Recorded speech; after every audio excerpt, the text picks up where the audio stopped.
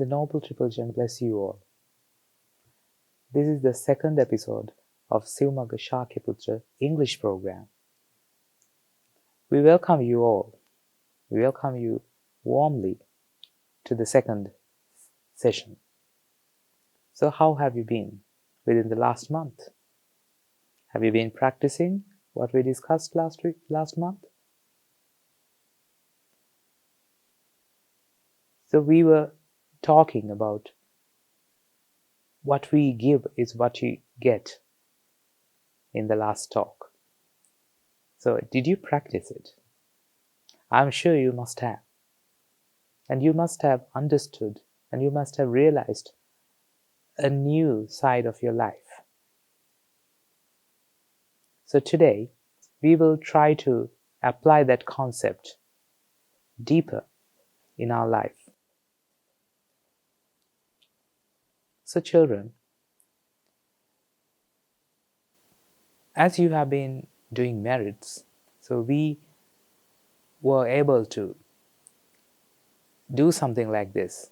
So most of you have requested to have a similar session as Siwmaga Shakya Puthra Sinhala program.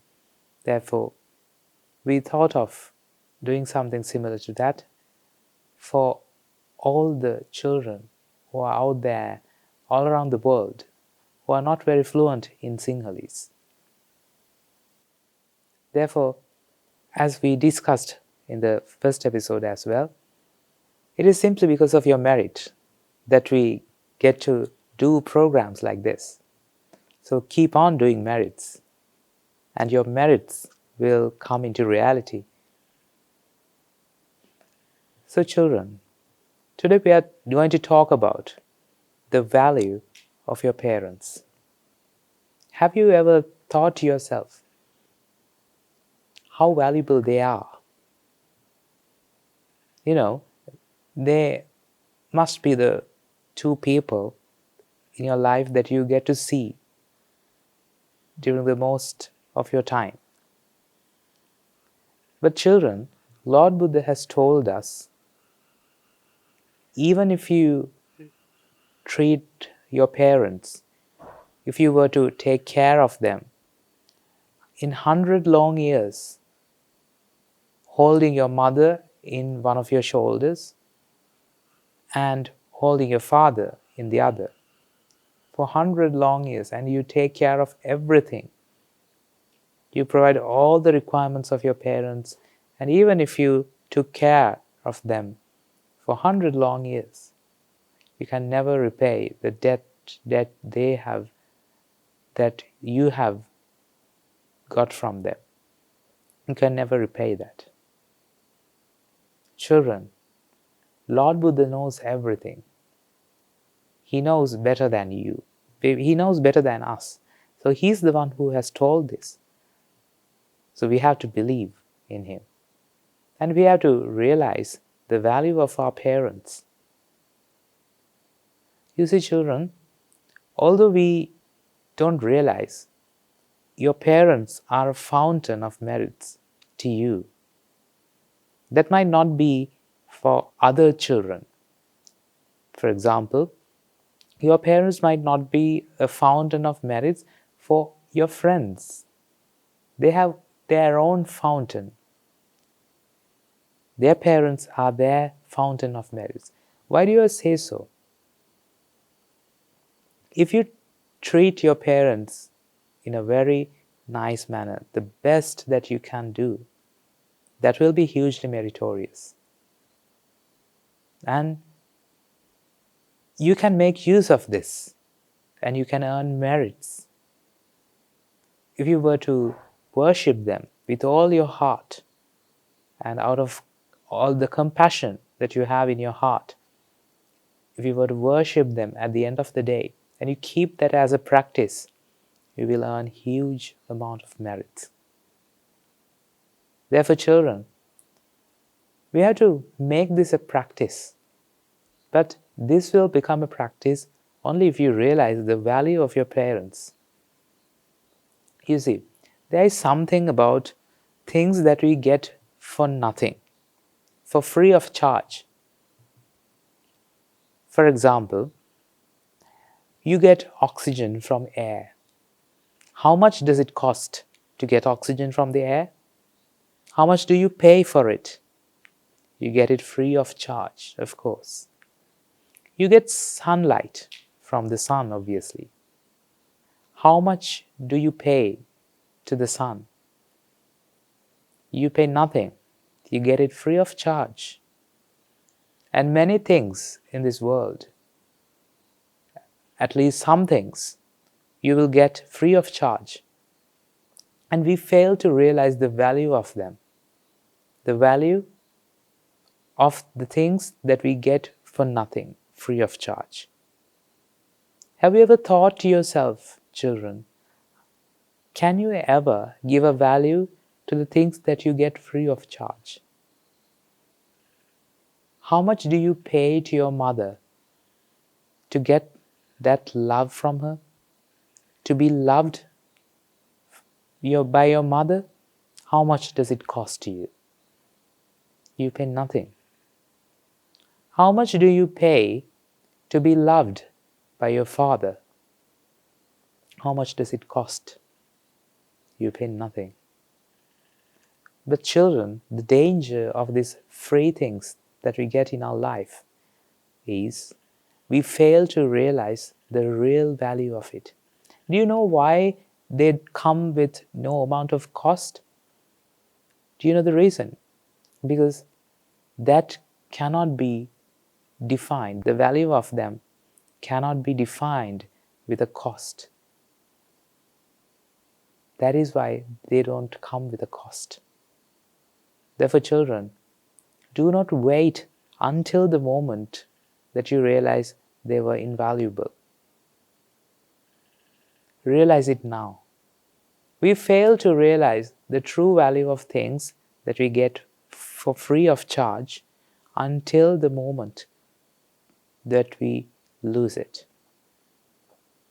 If the human nation, the human population all around the world, if they were to know that the free oxygen that were there in the atmosphere is going to be finished soon, then only they will realize, the humans will realize, that means we will realize the true value of this. Because it is there anyway. No one seems to realize the true value of it. If you were told that sun is going to expire on such and such a date, then only people will realize the true value of the sun. To be frank, the energy that comes to the earth, it is totally dependent on the sun.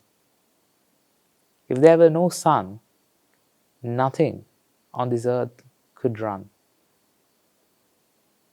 Therefore, children, this is the danger of things that we have got for no cost at all.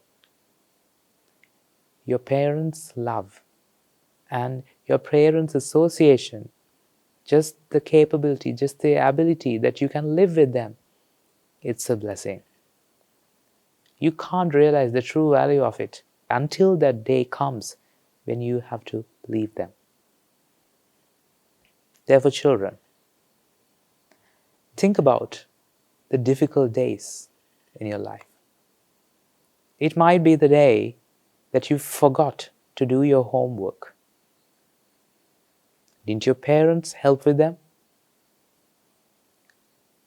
They did. They did everything in their possibility. They did everything in their capability to help you out.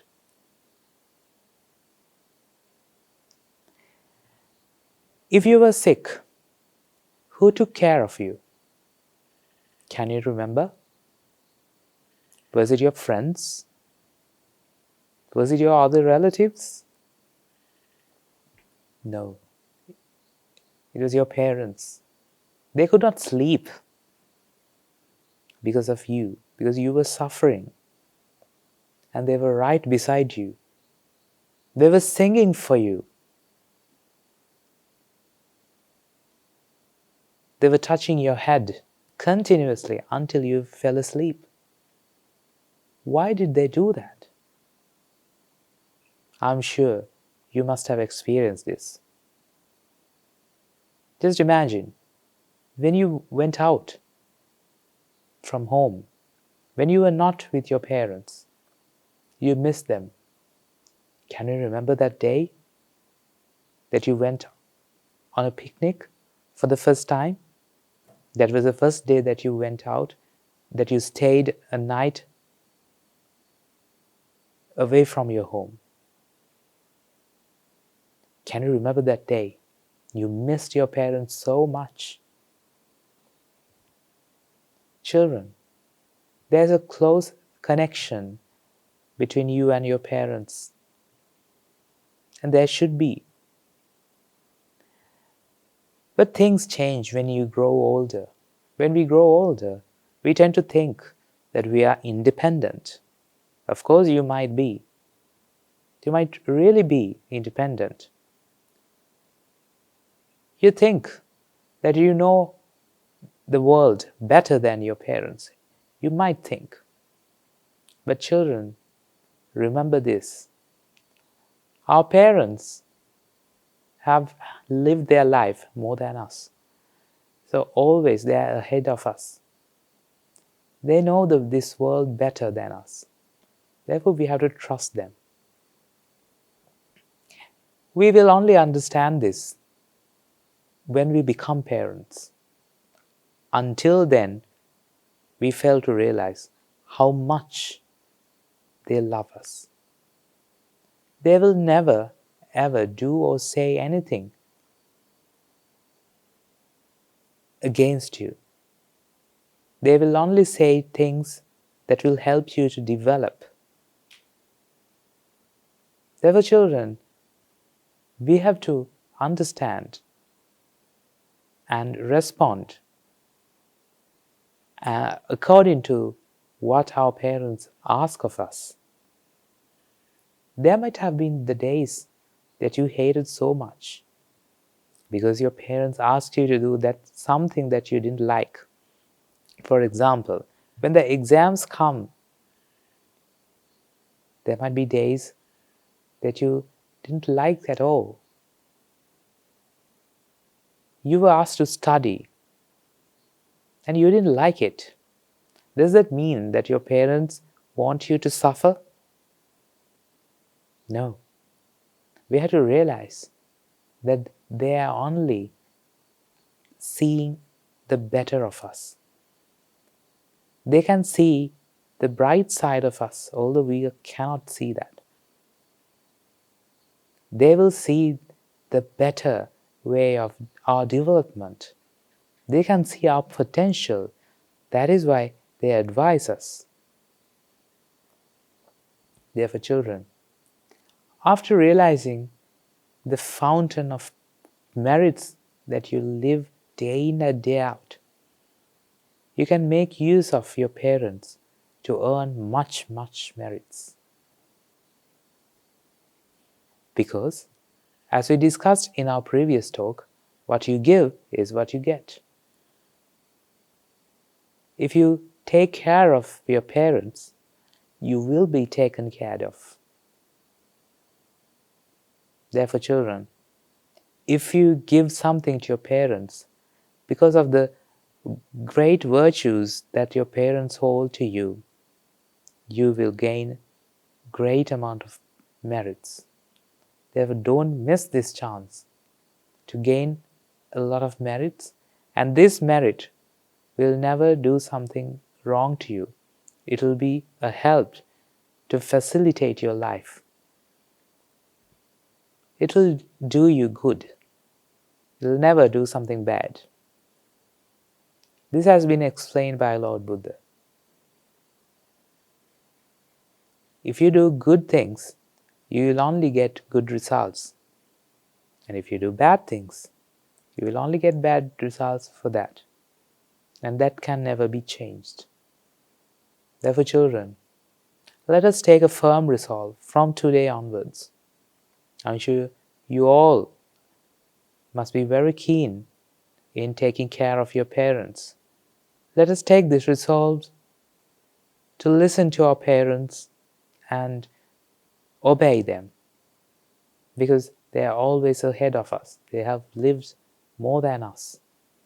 And let us take care of them as much as we can, because what we give is what we get. If we give the greatest thing that we have for our parents, we will get the greatest thing. Children, during today's talk, we summarized what we were talking in the previous talk. We revised the core concept that we talked in our previous talk. What we give is what we get. And how to practice that in our day-to-day life. Thereafter, we were discussing about the value and the importance of our parents. We discussed about the analogy that was given by Lord Buddha,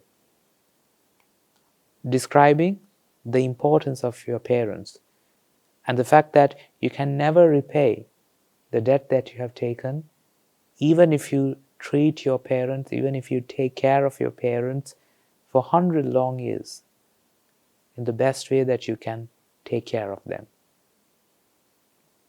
Then we discussed why we should take care of our parents, why they are important. We discussed about the true value of the things that we get for free of charge. Not only your parents' love, we discussed about other aspects that we get for free of charge. Then we discussed why they are free of charge, because their value cannot be measured through just a cost. The true value is immeasurable. That is why they are free. Then we discussed about how we can take care of our parents. Just a little thing. You don't have to worry that much. If you can offer a glass of water just before you sleep to your parents, just in case if they get a cough or something in the middle of the night, they don't have to go to the kitchen. They can use that glass of water. So be mindful, be creative in doing your merits, in taking care of your parents. It's your parents after all.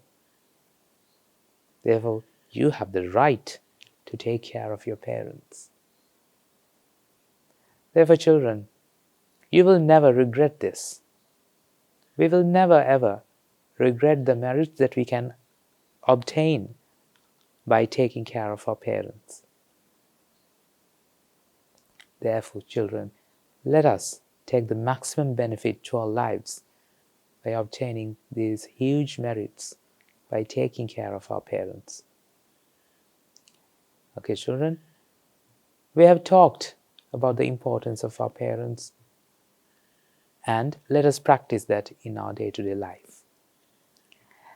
May through the power of the merits that we have obtained by listening to these talks and the determination that we have taken to take care of our parents, may they be transferred to all beings in all worlds, and if they have been born in the woeful planes, may they be redeemed from those woeful planes and be born in the blissful planes. May they refrain from unmeritorious deeds, may they fulfill their meritorious deed and fulfill the Noble Eightfold Path and attain the supreme bliss of Nibbana. Sadhu, sadhu.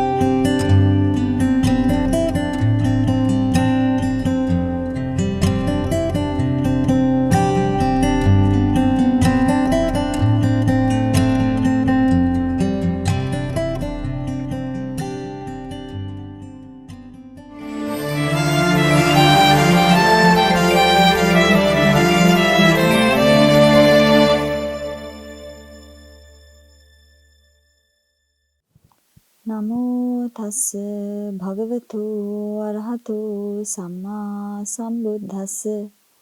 Namo tassa bhagavato arahato samma sambuddhassa. Namo tassa bhagavato arahato samma sambuddhassa.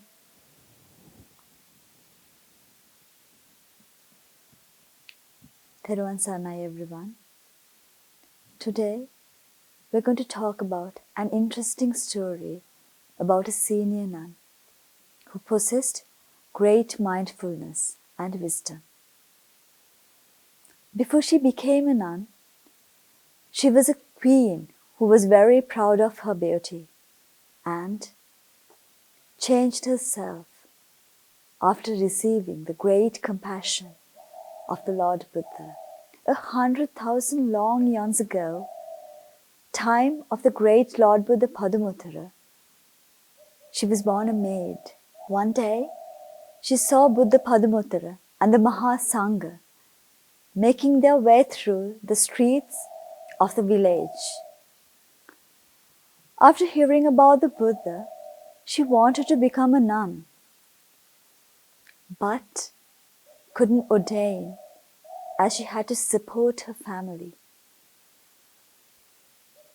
One day, the Lord Buddha appointed the title of the foremost nun in wisdom to one of the nuns. After seeing this, she determined she would become like her one day. She thought of offering alms to give the Lord Buddha and the Mahasangha. She went back to her house looking for something to sell, to give alms, but she couldn't find anything. She had no money or hardly any possessions to sell. Just imagine the courage she must have had. She had absolutely nothing to sell, to give alms, but she didn't give up. She found a way to sell her most precious asset. She went to the market, cut off a long, beautiful hair, and sold it. Back in those days, having long hair was a symbol of purity and cleanliness. She cut off her most prized asset, her hair, and sold it. She gave alms to the Lord Buddha and the Mahasangha with the money she earned. 91 years ago, in the time of the Lord Buddha Vipassi, she was again born to a wealthy elite family. When she grew older, she listened to the sermons of Lord Buddha and decided to live her lay life and became a nun. She became a great orator in Dhamma. She observed and adhered to the precepts for 10,000 years. And upon her death, due to the merits of adhering the precepts for such a long time, she became strong, powerful, and wise among other goddesses. She was a person who was looking for truth in her previous lives. She was born to the era of the Lord Buddha Kashyapa. She was born into the family of King Kiki as the eldest of 7 sisters. These sisters got together to build a monastery to offer the Mahasangha. They enjoyed giving alms and helping the monastery. These 7 sisters were special. They were ladies who went on to become arahants. Eldest was Princess Samani, who later on became Venerable Kema. Princess Samanagupta became Utpalavanna Theri. Princess Bhikkhuni, who was Patachara Theri.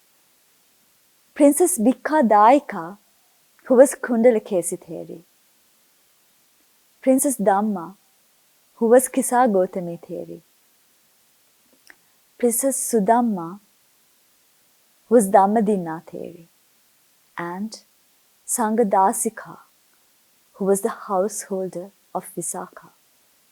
Princess Samani wanted to ordain, but her father refused because he was very attached to her. Her father looked for a good husband to marry his daughter. She refused to marry and lived a virtuous life until she passed away.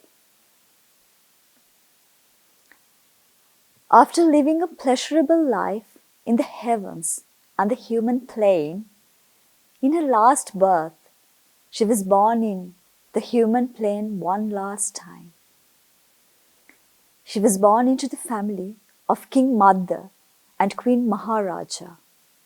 This child was different to the others. She brought peace and harmony to the country on the day she was born. So, King decided to name the baby Khema, which meant security, peace and harmony. As she grew older, she became so beautiful and her complexion was golden. She was very proud of her beauty. King Madda arranged his beautiful daughter's marriage with King Bimbisara. Queen Khema became the foremost of the queens. King Bimbisara was a Sotapanna. He was a generous benefactor of the Sambuddha Sasana. He offered the beautiful bamboo forest called Veluvanaya to Sambuddha Sasana. The king went to see Lord Buddha quite often. Even though the king was a devoted benefactor, the queen was reluctant to visit the Lord Buddha. Queen Khema was incredibly beautiful and enchanted by her own beauty. Whenever King Bimbisara went to the monastery and offered alms to the Lord Buddha and his disciples, Queen Khema decided not to go with him. Queen Khema always wanted to stay in the palace. The king invited Queen Khema many times to visit the monastery. She did not go to pay respects to the Lord Buddha and listen to his teachings. She thought, if I see Lord Buddha and listen to the teachings, he will find flaws in my beauty. So, why should I go there and be insulted in front of others? So, she didn't want anyone to find faults in her and tell her that she wasn't beautiful. She was very much attached to sensual pleasures and was scared that the Lord Buddha would preach to her about the uselessness of sensual pleasures. She was worried that she would change. She didn't want it to happen, so she refused the invitation. One day, King Bimbisara thought, I have to make a plan to send the queen to see Lord Buddha. Otherwise, it will be a great harm to the queen. So, he decided to ask his court singers to sing phrases about the beauty and peaceful nature of the monastery. Queen Khema loved and admired beauty. She heard the phrases sung about the monastery's beauty. So, he went to the king and asked, Dear king, I want to go to the monastery and see its beauty. Could you please let me visit? The king made all the necessary arrangements and entourage to her visit. The queen wanted to visit the monastery when all the monks went for alms because she thought she could go into the monastery without anyone disturbing her or her fears. When she entered the monastery, she could see the beautiful flowering plants, fruit trees, singing birds, bees and butterflies buzzing around and collecting honey. She walked through the paths admiring the beauty and entered an area where the monks stayed. She saw a monk meditating under a tree. She thought, this monk is meditating in such a beautiful forest. He looks handsome and young. He has worn crimson robes, left all sensual pleasures, and meditate alone under a tree.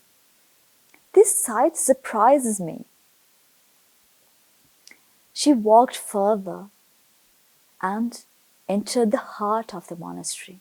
She went into the hall where the sermons were preached. The Lord Buddha had seen her coming with his divine eye. He knew this was his last birth and had enough merits to attain Nibbana at that moment. Using his divine powers, he made a beautiful young lady to fan him. The Queen Khema could only see this sight. She was awestruck by this sight. She thought, the fanning lady is much more beautiful than me. I've never seen such a beautiful lady in my whole life. Is she a goddess? She was surprised and felt a bit jealous as well. And she gazed at this woman. She was surprised and felt a bit jealous as well. As she gazed at this woman, Lord Buddha realized it was time to make her realize the truth about existence. So, he made this lady grow older in front of the Queen's eyes. This lady turned 16 to middle age, into old age. The beauty disappeared. Her silky black hair turned grey, and strain by strain, her shining skin started to wrinkle. Her perfect white teeth started to become yellow and started to fall. The body started to hunch. Lady used the fan as a walking stick. This lady became very old and collapsed onto the floor and died. After death, the body slowly decayed. This surprised Queen Khema. She started to think deeply about what she saw. She believed that this external beauty was worthless. She began to realize the true nature of life. She compared her body with this lady's and thought, what should I expect of my body? This body will share the same fate. The Lord Buddha started to preach to the Queen, Khema, behold the mass of elements, diseased, impure, and decay, tricking all over and oozing. It's desired only by fools. Upon listening to that, she became a Sotapanna. The Lord Buddha preached further. Ye raga ratanu patinti sotang sayang katam makkata jala etampi jetvana paribbajanti anapekkino kama sukang pahaya. This means those who slaved by lust are washed away down a stream. as a spider has trapped itself in its own web. The wise, having cut the bond of craving, walk firmly, leaving all suffering behind. After this, she realized the Four Noble Truths and attained Nibbana. She walked over to the Lord Buddha and worshipped him. Greatest One who sees all, I worship you, my Lord. The most compassionate One, I worship you, my Lord. The greatest One who crossed the samsaric ocean, I worship you, my Lord. Those who cannot see the greatness of Lord Buddha, those who have walked away from the path to salvation, are suffering. I, who was entangled by the defilements, was saved by your wisdom and guidance. Now I see the truth, my Lord. Until I realized the truth, the perception I had towards you was wrong. Please forgive me for such behavior. She went back to the palace and went straight to the king. When the king saw Khema, he saw a difference in her. He saw that she wasn't the same person who had left the palace. He was suspicious. So he asked, Queen Khema, have you been to see the Lord Buddha? The queen answered, Great king, you have seen very little of my master, but today I have seen the full Buddha. O king, please let me renunciate into the Bhikkhuni Sasana. The king was surprised and couldn't understand what had happened to her. He wondered, Queen Khema has seen Buddha only once, and now she says she has seen the full Buddha, and I haven't seen but a tiny bit. He gradually understood that she had understood something more. She had seen the great qualities of the Buddha, while in her lay clothes she had become an arhat.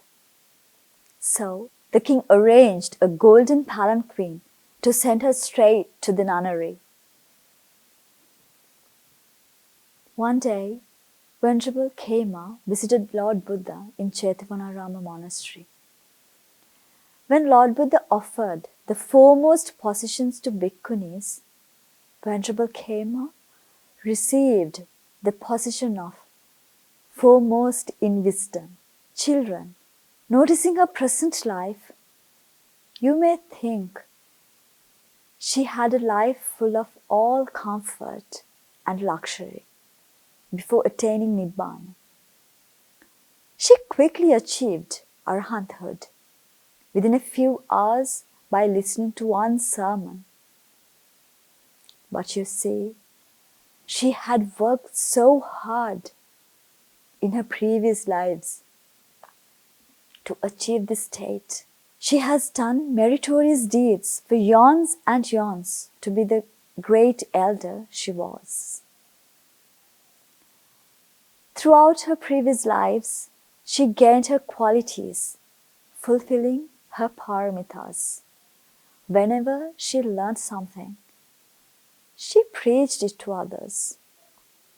Even though she wasn't a Sotapanna or comprehended Dhamma, she preached and helped others learn what she understood. This may have helped others to attain arhathood. These are some of the qualities she gained over her time. During the 3 Buddhas before Gautama Buddha, she was a lay benefactress. She gained happiness by giving to others. She was born in the time of Sambuddha Sasana. If not, In times of Pacheka Buddhas were there, and in times of Bodhisattva, where she received advice to practice virtues and protected them. There are stories of her where she practiced equanimity when a poisonous snake killed her son. She was a great empress who upheld the 10 virtues. With time, the merits she accumulated made her an arahant in this life. As I said, Venerable Khema was the wisest. Let me tell you a story which proves this fact. King Khosol had a set of questions that no one could answer. He was looking for someone who could answer his questions. He went searching for a person who could answer these. So he sent his messengers throughout the country looking for someone. One time, King Kosala was traveling from the city Saketa to city Savat. One night, he resided in the village called Thoranawattu. So his messengers learned that Venerable Khema was also residing in the village Thoranawattu, and they informed the king about this. Venerable Khema was known throughout the country for her wisdom. The king decided to ask his unanswered questions from Venerable Khema. He asked all his questions and was surprised by the answers he received. She asked, "Okay, great king, can your mathematicians tell me how many gallons of water there are in the ocean?" asked Venerable Khema. "Oh no, Venerable, that's impossible. It's too deep. It's immeasurable. It's hard to fathom," the king answered. So, Venerable Khema explained, "He's very deep, he's immeasurable, and his wisdom is hard to fathom." The king was happy with the answers. All his questions were answered by the end of their discussions. After learning that Lord Buddha was her teacher, he went to see Lord Buddha and asked the same questions. For his surprise, he received the exact same answers Venerable Khema gave. Hearing the Buddha preach this, the king was extremely happy and told the Buddha his experience of the discussion with Venerable Khema. After some time, she was meditating in a forest by herself. When Mara saw this, he thought to frighten her and disturb her samadhi. So, he took a form of a handsome deity and went to see Venerable Khema and asked, "You're very young and beautiful, and I myself is a blossom of youth. Come, noble lady, let us enjoy the music of fivefold quintet play, and we can enjoy the sensual pleasures of 5 senses." When Venerable Khema heard this, replied saying, "I'm humiliated, repelled by this putrid fleshy body, affected by illness, so very fragile. I have uprooted sensual craving. Sensual pleasures are now like sword stakes. You all sensually delight yourselves, has become for me no delight at all. Everywhere pleasure has been destroyed. The mass of darkness has been shattered. Know this, evil one. You are defeated. Mara understood that he has been recognized, so he couldn't stay there any longer and reappeared back in his heavens. Let us all strive to be able to be like Khema. Let us all gather merits and spend time to do merits like Venerable Khema did in her previous lives. She practiced the path in many Sambuddha sasana. Dear children, what did you learn from today's preaching? If we strive hard like Venerable Khema, we can one day become a daughter of the Lord Buddha. Whether you do a meritorious deed or listen to the Dhamma, keep doing it, because Venerable Khema went through many lifetimes trying and practicing the path before she achieved the ultimate goal. She sacrificed the things she cherished the most throughout her life to offer alms, just one meal, to the Mahasangha, and made a strong resolve to achieve her goal. Even if we might have to try another lifetime, let's pick, not give up, and try our hardest. Let's do as many meritorious deeds as possible. Let's strive on our path to Nibbana.